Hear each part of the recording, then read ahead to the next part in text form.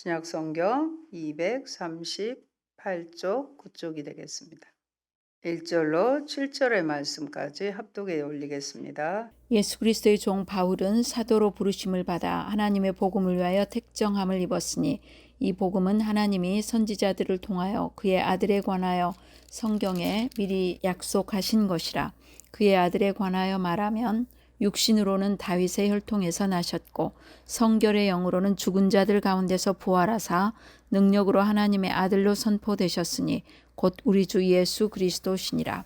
그로 말미암아 우리가 은혜와 사도의 직분을 받아 그의 이름을 위하여 모든 이방인 중에서 믿어 순종하게 되나니 너희도 그들 중에서 예수 그리스도의 것으로 부르심을 받은 자니라.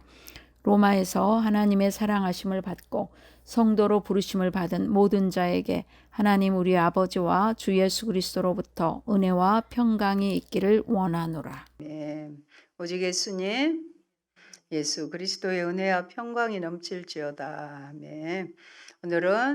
오늘부터는 로마서를 강의하도록 하겠습니다. 16장까지 미리미리 많이 읽어보시고요. 또 설교하는 저를 위해서 기도해 주시기 바랍니다.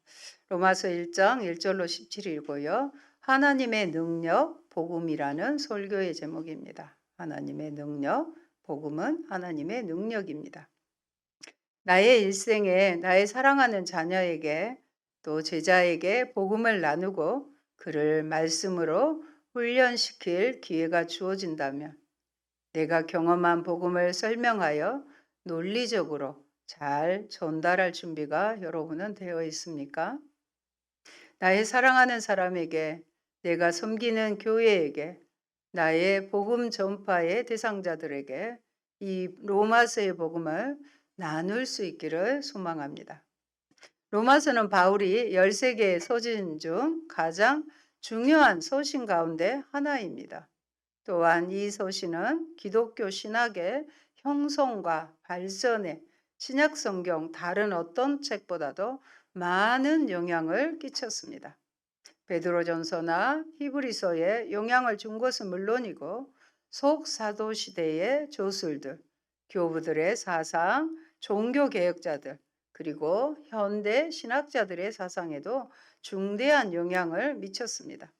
특히 로마서를 중심으로 자신의 이신칭의의 신학을 형성했던 루터는 로마서는 그 자체 안에서 성경의 전체 의도를 내포하고 있으며 신약 혹은 복음의 가장 완벽한 개요다라고 말했을 정도입니다. 로마 교회는 바울이 세운 교회가 아니었습니다.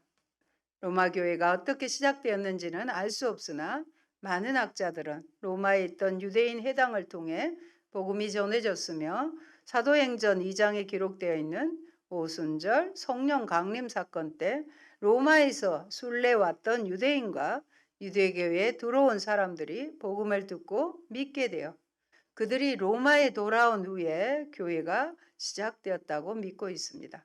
따라서 로마 교회는 유대인과 이방인이 섞여 있는 다인종 교회였을 것입니다.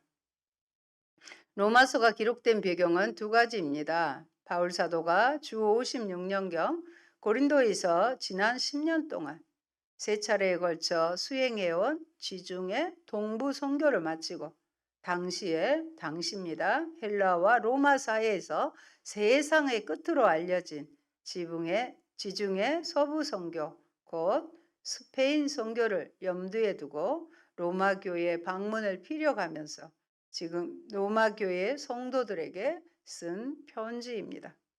로마서에 대한 지금까지의 전통적인 견해는 로마서는 기독교 교리를 이렇게 알려주는 교리 집약서라거나 혹은 그리스도인 신앙의 조직적 교리 체계라는 것이었습니다. 이러한 주장의 근거는 서신의 전반부를 보면 복음의 내용이 논리적으로 복음에 대해서 잘 설명되어 있고 후반부에는 복음을 받아들이는 사람들이 실천해야 할 생활의 지침이 잘 제시되어 있는 등의 구원론에 대한 세계적인 선포 때문이었습니다. 그래서 로마서를 향해서 성경의 다이아몬드라고 불리기도 합니다. 그렇지만 수신자인 편지 글이니까요. 로마 교회의 상황과 저자인 바울 자신의 주변 상황들을 기초로 하여 바울이 왜 로마서를 기록했는지를 정리해 보면 다음과 같습니다. 첫째, 바울은 3차 전도 여행 중 이방 교회의 헌금을 기근이 들어있는 에루살렘 교회에 전달하고 당시의 수도였던 로마를 거쳐 스페인까지 복음을 전하고 싶은 갈망이 있었습니다. 스페인 선교를 위해 로마 교회에 자신과 자신의 복음을 바로 소개하여 그들의 도움과 지원을 얻으려 했는데 이러한 선교적인 목적이 가장 직접적인 로마서의 기록 동기라고 할 수 있습니다. 오늘날도 마찬가지죠. 우리 교회에서 후원하는 선교사님에 대해서 알아야 되잖아요. 그분의 인격과 그분이 지금 어떤 사역을 알아야만이 우리가 이렇게 후원하고 기도할 수 있는 것입니다. 그래서 바울이 자신이 동쪽에서 지금까지 전해온 하나님의 복음을 간단 명료하면서도 공정하게 그리고 최대한의 외교적인 수사와 예의를 갖춘 서신 형식으로 설명하여 써보낸 서신이 우리가 사도 바울이 로마 교회에 보낸 서신, 사도 바울이 로마 교회에 보낸 서신을 줄여서 로마서라고 부르는 책입니다. 둘째 이유는 로마 교회에 있는 이방 그리스도인과 유대 그리스도인 사이에 갈등과 반목이 심화되어 교회가 하나 되지 못해 이를 해결하기에 로마서를 기록하고 있는 것입니다. 바울 서신들은 주어진 교회 안에 어떤 문제가 있을 때 그것을 해결하기 위한 편지 글이지요. 교회 안에서 유대인 그리스도인들과 이방인 그리스도인들이 각각 민족적, 종교적 또는 정치적, 문화적 우월성을 내세우며 서로를 판단하고 정죄하고 업신여김으로써 두 그룹 사이의 갈등과 분쟁으로 분열의 위험에까지 직면하게 되었다는 소식을 듣게 됩니다. 그래서 로마서를 기록한 것이죠. 결론적으로 로마서는 수신자의 상황, 로마 교회의 상황과 바울의 상황이 함께 어우러져 기록된 소신입니다. 더욱 분명한 것은 기록 동기가 어느 것이든 바울은 유대인과 이방인 양자를 둘을 다 동시에 설득시킬 수밖에 없는 상황에 처해 있었습니다. 그들 모두가 하나님의 약속의 수혜자라는 사실의 신학적인 근거를 제시하고 그것을 통해 현재 분리되어 있는 공동체를 하나 되게 하고자 했던 것입니다. 미리 말씀드리면요. 로마서는 이신칭의로 집약되는 복음의 핵심 원리 및 믿음으로 얻은 의를 실천적 적용을 제시하는 서신서라고 한마디로 평할 수 있습니다. 로마서의 영향을 받은 사람들을 살펴봅니다. 정통주의 신학의 아버지라 일컫는 성 어거스틴은 로마서 13장 11절로 14절 말씀을 통하여 고뇌의 삶을 청산하고 의심하였습니다. 16세기 종교개혁의 횃불을 든 마틴 루터는 로마의 빌라도의 층계에서 로마서 1장 오늘 본문에 나오는 16절 17절 말씀의 뜻을 깨닫고 돌아가서 프로테스탄티즘의 기치를 높였습니다. 감리교 창설자인 요한 웨슬러도 1738년 런던의 어느 집회에서 누군가 루터의 로마서 주석 서두를 읽고 설교하는 것을 듣고 회심했습니다. 네노라는 이 기독교의 거장들이 이 로마서의 말씀에서 진심으로 회심하게 되었다는 것이 우리에게도 선한 충격인 것 같습니다. 로마서의 오늘 본문의 1절로 17절은 로마서 전체의 소문이라 할 수 있습니다. 여기서는 한 번도 방문해 본 적 없는 로마 교회를 향한 바울의 인사가 나옵니다. 그리고는 로마 교회를 향한 바울의 감사와 로마 방문 계획에 대해서 소개합니다. 여러분, 복음은 구약의 선지자들이 예언한 하나님의 나라가 드디어 왔다는 소식입니다. 그것은 그 나라에 왕이 오셨다는 소식과 같습니다. 그것은 또한 예질서, 하나님을 대적한 사탄의 나라가 무너졌다는 소식입니다. 그래서 이제 죽음이 아니라 생명이 지배하고 억압과 종속이 아니라 자유와 사랑이 넘실거리는 나라, 갈등과 대립의 나라가 아니라 샬롬의 평화의 나라가 임했다는 것이 바로 복음이 하나님 나라가 왔다는 소식인 것입니다. 복음은 모든 것을 새로 시작하게 하는 소식입니다. 하나님의 사랑의 능력, 복음의 내용입니다. 첫째, 복음의 시작은 부르심과 택정하심입니다. 복음은 하나님으로부터 시작합니다. 그분이 사랑하는 아들을 죄인을 위해 보내셨고 유대인이든 이방인이든 그 아들을 영접한 자들을 그 나라의 백성으로 부르셨습니다.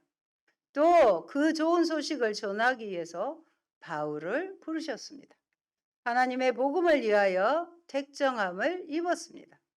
특별히 그는 언약의 외인으로 살던 이방인에게로 보냄을 받은 이방인의 사도 예수 그리스도의 종이었습니다. 그러므로 바울은 사랑의 헌신으로 자원하여 노예가 되었습니다.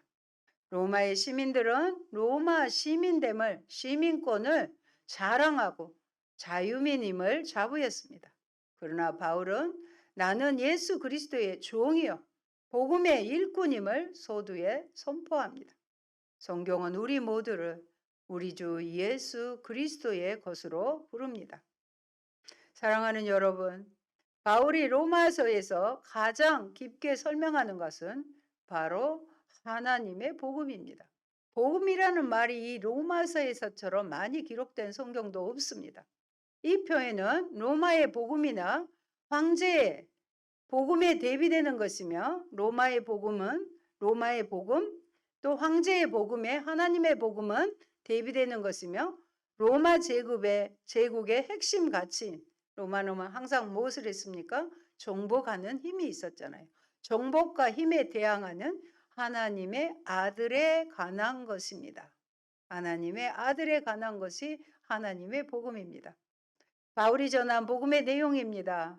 예수의 이름 안에, 예수님의 이름 안에 구원의 비밀이 다 드러나 있습니다. 소개해 드리겠습니다. 우리 주입니다. 우리가 예수님 부를 때 우리 주라고 하잖아요. 우리 주는 예수가 주라는 고백은 교회 최초의 신앙의 고백의 형태로서 예수의 주권을 인정하는 고백입니다. 이 고백에는 경배의 대상이며 승천하신 구주의 의미가 들어 있습니다. 예수입니다. 예수라는 이름은 죄 문제를 해결해 주시는 구원자라는 의미입니다. 살아계신 하나님의 아들이십니다. 주님은 우리에게 하나님의 씨를 가지고 오셔서 우리를 구원하시고 하나님의 자녀로 바꾸셨습니다. 그리스도이십니다. 기름 부음을 받은 자, 곧 메시아를 의미합니다. 그분은 기름을 부어주러 오셨습니다. 우리에게 기름을 부어 우리를 선지자로, 제사장으로, 왕으로 살아가게 하십니다. 새 언약 시대의 특징은 바로 예수님이 우리가 고백하는 주와 그리스도로 사역하시고 대접을 받으신다는 내용입니다. 임마누엘이십니다. 하나님은 우리 가운데 오셔서 우리와 함께 살기를 원하십니다. 주님이 나와 함께 계시면 그곳이 천국입니다. 초막이나 궁궐이나 주님이 함께 계시면 힘든 직장이라 할지라도 그곳에 주님이 함께 계신다고 믿으면 천국이 되는 것입니다. 주님은 우리의 죄와 사망을 처리한 다음 우리에게 하나님의 나라를 살게 하십니다. 그는 다윗의 열동에서 태어나 나단을 통해 다윗 왕이 받은 약속을 성취할 분이며 성결의 영의 능력에 의해 죽은 자들 가운데 부활하여 능력 있는 하나님의 아들로 선포되신 분이십니다. 구약 성경에서 부활과 성령이 하나님이 마지막에 이 땅에 보내실 그분의 영원한 나라를 결정짓는 두 가지 요소이기 때문에 성결의 영으로 예수님이 부활하셨다는 것은 그때가 왔음을 확정적으로 보여줍니다. 하나님께로부터 온 복음은 바로 이 아들에 관한 것이며 그가 진정한 왕인 것을 선포하는 것입니다. 그러기에 우리는 이제 예수 그리스도의 것이며 세상에 속한 자가 아니라 거룩하신 하나님께 속한 성도인 것입니다. 이제 그날의 가치관을 따라 그 나라의 왕이신 예수님의 다스림 아래서 그 나라의 완성을 위해 우리는 살아가는 존재가 되었습니다. 죄인을 부르시는 하나님의 은혜와 아들의 구속을 통한 용서가 하나님께서 우리를 불러주시고 아들의 구속을 통해서 용서하신 것이 이 모든 것의 출발입니다. 그 일에 인간이 기여한 것은 우리가 기여한 것은 아무도 없습니다. 그러기에 모든 직분은 은혜의 산물입니다. 바울은 자신이 받은 사도의 직분을 은혜의 직분으로 여기며 이방인에게 복음을 전했습니다. 바울은 특별히 좋은 소식, 굿뉴스, 복음에 집중하고 싶어 합니다. 그는 자신이 복음을 위하여 특별하게 따로 세우심을 받았다고 고백하였습니다. 우리를 불러주신 분도 주님과 교회를 위해 섬길 수 있도록 직분을 주신 분도 또 그 직분을 감당할 힘을 주시는 분도 하나님이십니다. 결국 우리는 하나님의 은혜로 일하는 것입니다. 이미 은혜를 받은 우리는 하나님께 갚을 길이 없지만 이 은혜가 필요한 사람에게는 빚진 자로 살아가야 합니다. 오늘날 배교와 혼돈의 시대에도 교회는 오직 성경으로 돌아가야 합니다. 두 번째, 복음의 목표는 믿음과 순종입니다. 구원은 천국의 티켓을 확보하는 데 그치지 않고 이미 임한 그 왕국의 백성으로 사는 것입니다. 그래서 바울은 하나님이 자신을 이방인의 사도로 부르신 이유는 복음을 전할 뿐 아니라 그 복음을 듣고 믿는 자들을 순종하게 하기 위해서라고 합니다. 믿음은 단순한 지적 동의가 아닙니다. 믿음은 단순히 감정적인 느낌도 아닙니다. 믿음은 단순한 의지 또한 아닙니다. 믿음은 행함, doing입니다. 로마서에서 말하는 믿음은 근본적으로 인간에게서 온 것이 아니기 때문입니다. 실제로 그러한 삶을 살지 않는다면 그런 삶은 믿음의 삶이라고 말할 수 없습니다. 여러분, 순종의 원어의 뜻은 잘 듣는 것, 집중해서 듣는 것입니다. 하나님의 말씀을 잘 듣는 것입니다. 순종하려면 말씀을 잘 들어야 합니다. 믿음은 들음에서 납니다. 궁극적으로 그 말씀을 하신 이에 대한 순종입니다. 하나님과의 관계 때문에 그 사랑 때문에 우리는 기꺼이 하는 것입니다. 그렇다면 믿음의 순종은 하나님의 말씀을 들음으로 생기는 그분을 사랑하겠다는 의지로 종이할 수 있습니다. 그러므로 믿음과 순종은 따로 떼어 놓을 수 없습니다. 믿음은 순종의 열매이고요. 순종 또한 믿음의 열매입니다. 그런데 이 믿음의 순종은 은혜 없이는 불가능합니다. 그래서 믿음, 순종, 은혜가 항상 같이 가는 것입니다. 바울에게 믿음은 순종이고 순종은 믿음입니다. 사랑하는 여러분, 복음의 목표는 하나님 아버지의 뜻에 복종하기에 인간의 몸을 입고 오시고 십자가에 달리셨던 예수님의 신실함을 본받는 자녀로 새롭게 창조하는 것입니다. 예수 같은 자녀들이 모인 것이 하나님의 나라입니다. 죄의 종을 의의 종으로 바꾸는 것이 복음입니다. 그렇게 세상을 등지고 하나님 나라를 선택할 수 있는 것은 하나님의 사랑의 소식인 복음을 듣고 이해하고 믿을 때 가능합니다. 여러분은 나를 천국으로 옮기는 복음만이 아니라 나를 천국의 백성으로 변화시키는 복음을 믿고 있습니까? 셋째, 복음의 능력입니다. 복음의 능력은 하나님의 의와 사랑입니다. 바울이 예수 그리스도의 종으로서 전하려고 하는 하나님의 복음은 모든 믿는 자에게 구원을 주시는 하나님의 능력입니다. 복음의 요력입니다. 바울은 복음만이 사람을 변화시키고 구원할 수 있다고 주장합니다. 복음은 인간에게 죄의 용서와 구원을 제공하며 의롭게 만듭니다. 바울은 로마 제국의 심장부인 로마에 이 복음을 전파하려고 하는 데 있어 이 복음이 부끄럽지 않다고 선언합니다. 아니, 자랑스러워하고 있는 것입니다. 인간의 힘이나 지혜로 이룰 수 없는 구원을 주실 수 있는 하나님의 능력이 바로 이 복음이기 때문입니다. 여기서의 구원은 죄, 사망, 사탄으로 드러나는 하나님의 주권에 대적하는 것으로부터의 구원입니다. 죄로부터, 사망으로부터, 사탄으로부터의 구원이라는 것입니다. 이 구원이 인간의 힘으로 이루어질 수 없는 것은 너무나 당연합니다. 오직 하나님의 능력에 의해서만 가능합니다. 그리고 하나님의 복음에 그 능력이 있는 것을 밝히고 있습니다. 복음에는 구원을 주시는 능력이 있습니다. 그 이유는 복음 안에 하나님의 의가 나타내지고 있기 때문입니다. 그런데 그것은 수동태로 전부 하나님의 행위입니다. 복음에는 하나님의 성품이 또한 반영되어 있습니다. 의로우시며 자비로우신 분이십니다. 의로우신 하나님은 불의한 인간에게 복음을 통해 하나님의 의를 주심으로 믿는 자를 의롭게 여기시며 구원하십니다. 그분이 얼마나 자기 백성과 맺은 언약에 신실한지를 보여줍니다. 그렇게 하실 의무가 없을 때조차도 얼마나 큰 자비와 사랑을 베푸셨는지를 보여줍니다. 심지어 단순히 용서하는 정도가 아니라 큰 희생을 감수하시면서까지 우리를 받아주셨다는 소식이 복음입니다. 복음은 누구든지 구원할 수 있습니다. 교회 안에 있든 밖에 있든 누구에게나 복음은 필요합니다. 복음은 믿는 사람을 구원합니다. 언약을 지키신 하나님의 의가 우리를 의롭게 할 것입니다.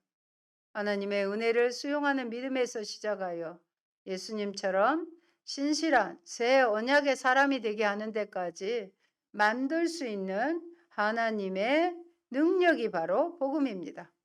이처럼 우리의 의와 구원은 하나님에게서 비롯되는 것이기에 처음부터 끝까지 우리에게 필요한 것은 하나님의 신실하심과 은혜를 의지하고 받아들이는 믿음입니다. 하나님의 신실하심이 이미 구약에서 언약을 주시고 지키게 하는 것에 증명되었습니다. 마지막 때에 아들 예수 그리스도를 보내심으로 다시 증명된 것입니다. 예수 그리스도는 순종을 통해 하나님의 의를 드러내었으며 바로 그 신실함을 통해 인간이 의로움을 잊게 된 것입니다. 그러므로 의롭게 된 자는 17절 말씀처럼 오직 믿음으로만 살게 될 것입니다. 성경의 70인역은 의인은 나의 믿음으로 나의 신실함으로 살리라고 번역합니다. 하나님의 신실하심을 믿는 나의 믿음으로 의가 드러나게 되었다는 것입니다. 여러분, 한 가지 분명하게 강조하고 싶은 것은 우리의 구원이 그렇게 간단히 이루어지지 않았다는 점입니다. 어려운 과정을 통해 우리에게 온 것입니다. 우리가 그 구원을 마지막까지 받을 수 있는 것은 나의 믿음뿐 아니라 하나님의 신실하심과 예수 그리스도의 신실하심 속에서 나의 믿음이 발견될 수 있기 때문입니다. 하나님이 우리와 자신의 관계를 바로잡아 주시는 그 의가 믿음에서 믿음으로 나타내져서 이제 하나님과의 새로운 관계 속에서 믿음으로 사는 것입니다. 이것을 깨닫는다면 우리는 새로운 관점으로 우리의 삶을 바라보게 됩니다. 우리의 죄는 이미 씻겼고 우리는 이미 구원받았고 이미 하나님과 새로운 관계 속에 있기 때문입니다. 오히려 우리는 자발적으로 하나님께 복종하게 됩니다. 그분이 이미 어떤 것이 복종하는 삶인지 예수님을 통해 보여주셨고 믿음으로 사는 것이 무엇인지 알려주셨기 때문입니다. 그래서 믿음의 순종은 그야말로 믿음으로 하는 순종이 됩니다. 구원을 받기 위해 하는 순종이 아니라 구원 받았기 때문에 하는 순종입니다. 우리의 순종은 뭔가를 얻기 위한 순종이 아니에요. 이미 은혜로 구원을 받았기 때문에 너무 감사해서 하는 순종입니다. 노골적으로 복음에 대한 적개심을 드러내고 복음을 값싸게 취급하는 우리 시대에 우리는 복음이 모든 믿는 자를 구원하시는 하나님의 능력임을 어떻게 드러내고 있습니까? 죄인을 바꿀 수 있는 것은 심판과 정의만이 아닙니다. 복음이 죄인을 바꾸는 하나님의 의로운 사랑의 사건입니다. 세상을 향한 죄인의 사랑을 압도할 만큼의 큰 사랑입니다. 감당할 수 없고 이해할 수 없는 큰 용서와 자비입니다. 복음은 하나님의 사랑의 소식입니다. 죄인을 변화시키고 살리는 하나님의 사랑의 능력입니다. 그러므로 이 믿음의 진리를 바로 깨닫고 또 이것을 바울과 같은 심정으로 전할 수 있는 여러분이 되시기를 간절히 바랍니다. 로마서를 읽고 나면 무릎을 꿇고 하나님을 경배하게 된다. 로마서에 드러난 하나님의 거룩하심과 의로우심 때문에 로마서가 이해될 때 기뻐 춤추고 싶은 마음도 느낄 수 있고 깨달음의 즐거움도 느낄 수 있겠지만 로마서는 우리로 하여금 무릎을 꿇게 하고 하나님을 경배하게 하는 책이라는 고백이 있습니다. 사랑하는 성도 여러분, 복음 예수 그리스도는 십자가에 계시된 하나님의 의입니다. 하나님의 의는 고아와 과부를 보살피고 넘어진 자를 일으키시는 하나님의 돕는 의, 살리는 의입니다. 바울은 예수 그리스도의 십자가에서 바로 이 죽은 자를 살려내시는 하나님의 구원의 의, 생명의 의가 계시되었다고 선포합니다. 십자가의 보혈과 하나님의 사랑의 능력 안에서 부활의 새 생명과 은혜를 누리시는 저와 여러분 되시기를 예수님 이름으로 축원합니다. 아멘.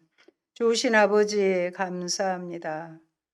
하나님께서 우리를 구원하시게 하여 다윗의 후손으로 오시는 예수 그리스도를 성결의 영으로 부활과 성령의 능력으로 함께 해주셔서 복음이 되게 하시고 예수 그리스도를 영접하는 우리를 통하여 하나님 구원을 주시는 하나님의 능력이 되게 하심을 깨달아 알게 하셔서 감사합니다. 바울 사도처럼 사도로 입힘을 받은 것이 온전한 하나님의 은혜임을 깨닫듯이 우리 모두 주 예수 그리스도의 고심을 깨닫고 하나님의 능력인 복음을 부끄러워하지 아니하고 전할 수 있는 우리의 믿음이 되게 하여 주옵소서. 그 믿음을 통하여 순종하게 하여 주시옵소서. 복음 예수 그리스도 구원을 주시는 하나님의 능력의 말씀을 로마서 강해를 통하여 잘 깨달아 알게 하시고 우리 또한 다른 이들에게 바울 사도처럼 이러한 복음을 잘 전할 수 있는 저희가 되게 하시고 우리의 삶을 통해 드러나게 하옵소서. 예수님 이름으로 기도합니다. 아멘.